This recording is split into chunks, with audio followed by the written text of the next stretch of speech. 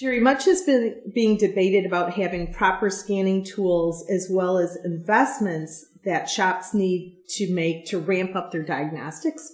Where do they start? What's a reasonable investment or first step?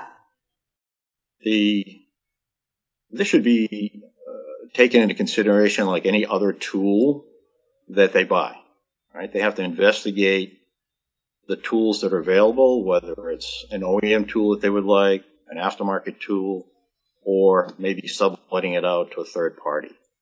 It has to all those factors have to be taken into consideration to make the best decision for that shop. Manpower makes a determination of that. What their mix of business would be would make a determination in that. But once again, it would be just like any other tool that they would buy. Well, the first thing I think we need to do is we need to understand that there's a huge difference between OEM scan tools and aftermarket scan tools. And having owned a mechanical shop in addition to 2 collision repair facilities, an aftermarket scan tool will suffice in the mechanical arena because we're just doing a lot of drivability and, engine diagnosis problems. But when it comes to collision repair, we have to ensure that all the accident and collision avoidance features are working properly before we return it back to the consumer. An OEM scan tool is an absolute must. Now, the reason an OEM scan tool is an absolute must is because the OEM scan tool has the ability to access and understand and decode the build data on a vehicle, which is based off of the vehicle identification number, as we call it a VIN number.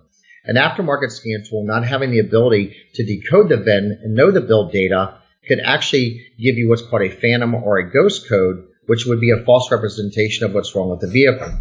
So an OEM scan tool is an absolute must. The second thing is, for a shop to go out and purchase every OEM scan tool would be hundreds of thousands of dollars. So I think what a shop needs to do is they need to really understand through data, what are the top 3 to 5 vehicles they fix, and then go and purchase those OEM scan tools. So for example, if you're doing a lot of Toyotas and Chryslers, then it makes sense to purchase a Chrysler or a Toyota scan tool because they're very affordable. If you're doing a vehicle that would be like an Audi or a Porsche, and let's say you're only doing 2 of those a month or something like that, then it may not be beneficial for you from a cost standpoint to purchase those OEM scan tools. And in that case, you would probably have to take it to a dealership.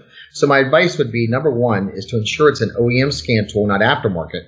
Number 2 is find out the top 2 to 3 vehicles you do or top 3 to 5 vehicles you do based on the volume of your shop, and then purchase those scan tools. Secondly, I think it's important that we understand it's not just about purchasing the scan tools, but also the targets required for some of these recalibrations, etc.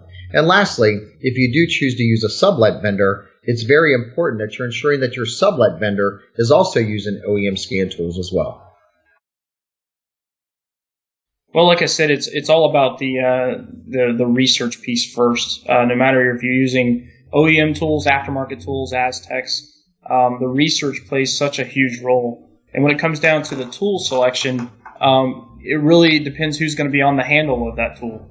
Are they going to be able to interpret all of the information that the scan tool is telling them? A big perception out there is that scan tools are all about reading and clearing codes. We actually perform mechanical service with scan tools. And I mean things like bleeding brakes and bleeding cooling system and actuating throttle bodies and doing those kinds of things. We actually send commands with the scan tool. So it comes back to who's on the handle of that scan tool and who knows what they're doing.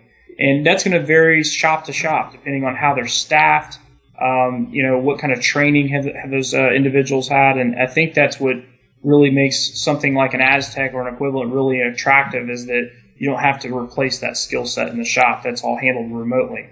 So, the biggest hurdle, just like anything else, is people and training and figuring out what solution works best for you in the shop.